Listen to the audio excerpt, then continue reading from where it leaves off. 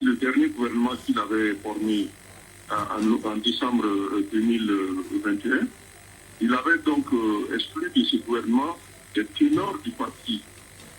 Donc je pense qu'il avait aussi perdu ce soutien qui était indispensable, qui était un rempart contre ce qui lui est arrivé. Et finalement, il pouvait lui arriver que ce qu'on a pu constater. À Siaka Coulibaly, on se souvient qu'en 2015, une tentative de coup d'État avait finalement avorté. Est-ce que pour vous, cette fois-ci, en 2022, le sort du pouvoir est véritablement scellé? Oui, je pense bien que c'est scellé dans la mesure où les populations ont fini par comprendre que le vecteur de l'immobilisme, c'était le président Kaboré.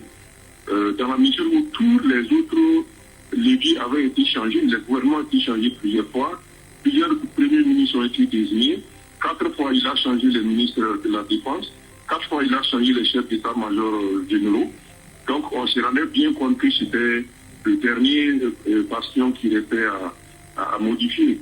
Et la plupart des Burkinabés étaient d'accord avec cette idée. On va se tourner à présent vers Seydi Kaba, essayiste et auteur d'un ouvrage intitulé Le Sahel, notre Afghanistan à nous. Bonjour Seydi Kaba. Bonjour. Et merci d'être en ligne avec nous d'Abidjan.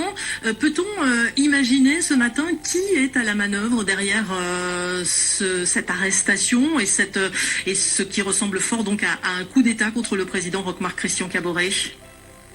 Depuis un certain temps, plusieurs officiers sont révoltés par la gestion de la crise sécuritaire. On se souvient, il y a quelques semaines, le lieutenant-colonel Zungurana a été arrêté avec d'autres officiers. Cette fois, on parle d'un groupe d'officiers à la tête desquels se trouverait un officier connu, Paul-Henri Sandago Damiba, qui a écrit un livre sur les armées ouest-africaines. En tout cas, son nom revient plusieurs fois dans les différents échanges avec les sources qu'on a sur place. Et il semble que ce soit ce groupe d'officiers qui est conduit par lui, qui est fait procéder à l'arrestation du président Roch et qui, à présent, se prépare à prendre la gestion du pays si le coup d'État venait à être définitivement consommé. Un groupe d'officiers qui a, d'après vous, la majorité des suffrages dans l'armée?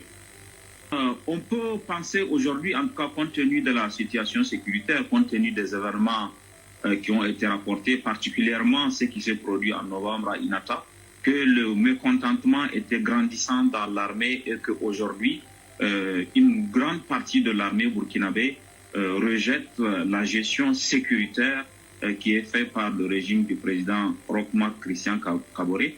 On sait que la mutinerie avait commencé par quelques casernes, elle semble maintenant à présent avoir basculé dans une tentative de coup d'État avec une grande partie de l'armée. Donc vous faites le même constat, Seydi Kaba, que Siaka Coulibaly sur le caractère irréversible des événements auxquels on assiste ce matin. Il n'y a pas pour vous de marge de négociation ou de retour en arrière. Roch-Marc Christian Kaboré va bel et bien lâcher le pouvoir au profit des militaires qui le détiennent?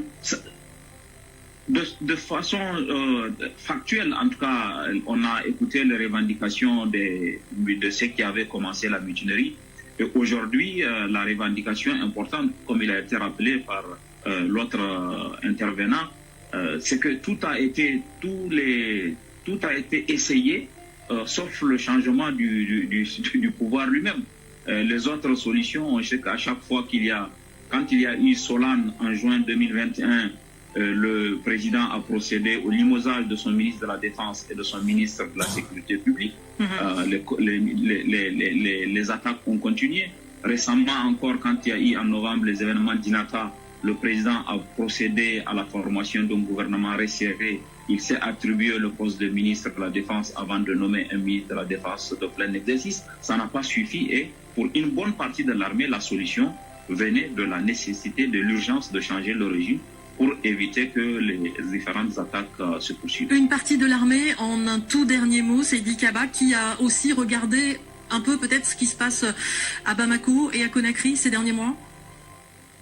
Ah oui, sans doute, surtout à Bamako, parce que comme au Mali, la crise sécuritaire s'est associée et s'est aggravée avec la crise politique et se verse ce scénario qu'on attend au Burkina Faso aussi. La crise sécuritaire étant présente aujourd'hui avec la situation politique, les deux crises se mettent ensemble et rendent la solution complètement difficile. Merci Seydi Kaba. Merci également à Siaka Koulibaly. Voilà ce que l'on pouvait dire. Premier commentaire donc après cette information de la matinée. L'arrestation au Burkina du président Roch Marc Christian Kaboré, le chef de l'État qui a été transféré à la caserne de Sangoulé-Lamizana à Ouagadougou. Une déclaration attendue dans les prochaines heures sur la situation politique dans le pays.